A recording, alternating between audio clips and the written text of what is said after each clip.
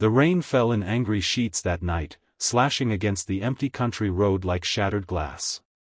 In the heart of Georgia, where pine trees stretched their limbs toward a thunder-scarred sky and the scent of earth lingered heavy after a storm, a truck skidded across the slick asphalt and slammed into a ditch.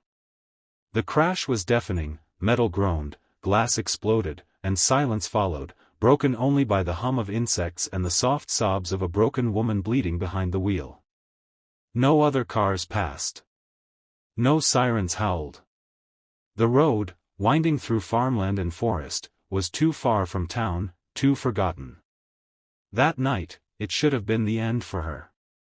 But from a weathered porch a mile down the dirt road, a man named Elijah Moore heard the crash, and without hesitation, he ran into the storm, unaware that what he was about to do would change his life forever.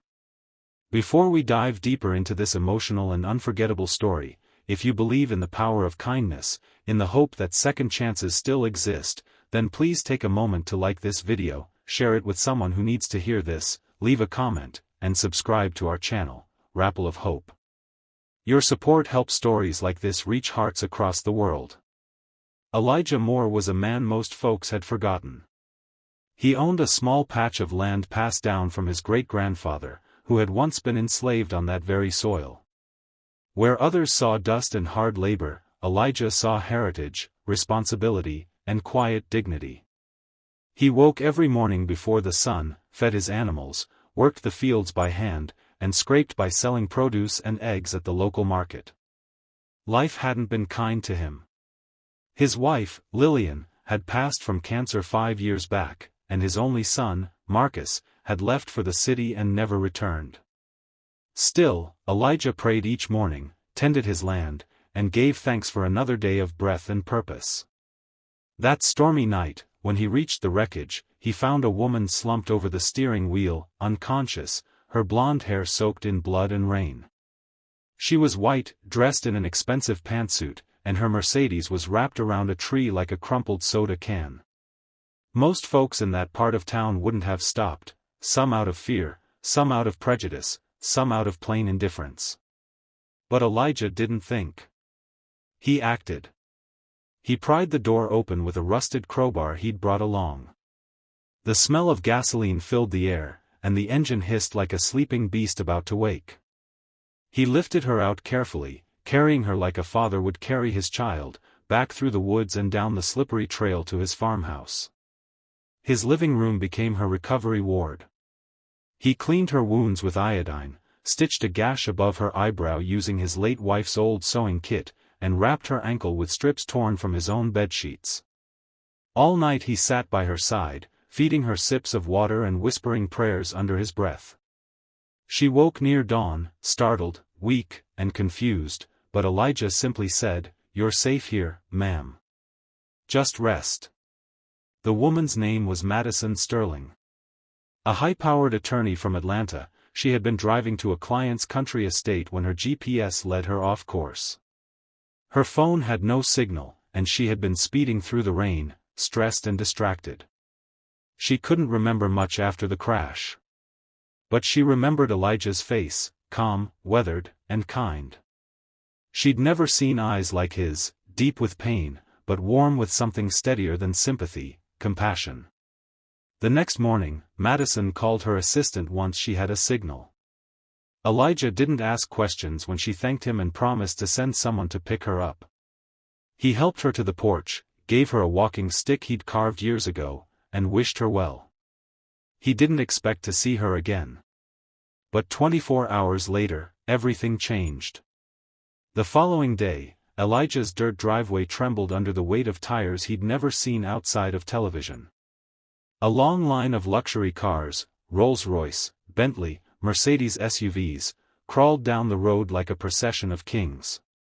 Out stepped suits, heels, briefcases, and men with camera crews. Madison was among them, standing tall, her ankle in a brace, flanked by 2 bodyguards and a team of assistants. She smiled when she saw him, and with tears in her eyes, she walked up and hugged Elijah without a word. Madison had told her entire legal firm about the man who saved her life. And not just her firm, she had shared her story on social media, where it had gone viral overnight. Millions had seen the post of her bruised face beside a humble farmhouse, captioned, "This man saved me when no one else would." The world needs to know who Elijah Moore is. Celebrities, CEOs, influencers, and journalists all wanted to meet the hero farmer. Donations flooded in. News crews camped outside his gates. But Elijah didn't care about the fame. He just wanted to plant his corn, feed his goats, and read his Bible in peace. But Madison wasn't done. She had learned about Elijah's life, the back taxes he was behind on, the failing irrigation system, the outdated farm equipment, the shed about to collapse. She knew that her money could help, but she wanted it to be more than charity. She created the More Hope Foundation, named in honor of his values, to provide grants and mentorship for struggling farmers, especially black landowners facing systemic barriers. Within weeks, Elijah's farm was renovated. New barns, solar panels, tractors. The old farmhouse was restored, but kept its soul. He insisted on that. What moved people most wasn't the accident or the money, it was Elijah's humility.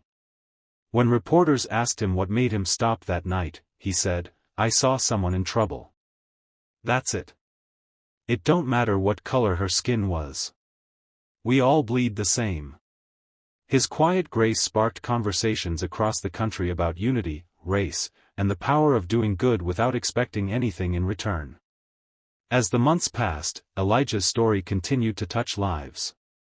He received letters from children, postcards from elders, and visits from people who just wanted to thank him. Madison stayed in touch. She came often, usually in jeans and boots, ready to help with chores. She said she'd found more peace in his fields than she ever had in a courtroom. Slowly, a friendship grew between them, a bond forged not by words, but by gratitude, trust, and shared purpose. Madison even helped reunite Elijah with his son, Marcus, who saw the news online and came home, ashamed, in tears, asking for forgiveness. Elijah opened his arms and said, "A father don't stop loving his child. Welcome home, son." The story ends not with riches, not with fanfare, but with Elijah sitting on his porch at sunset, watching the sky change colors while his grandson played in the dirt, and Madison sipped lemonade beside him. He didn't ask for the world's attention. He only gave what he had, his heart, his hands, and his hope. If this story touched your heart the way Elijah's kindness touched Madison's life, we ask you, please like this video, share it with someone who still believes in good people, comment below with your thoughts, and don't forget to subscribe to Rapple of Hope. Special request, please comment below with one word that describes how this story made you feel. We read every comment, and your voice matters more than you know.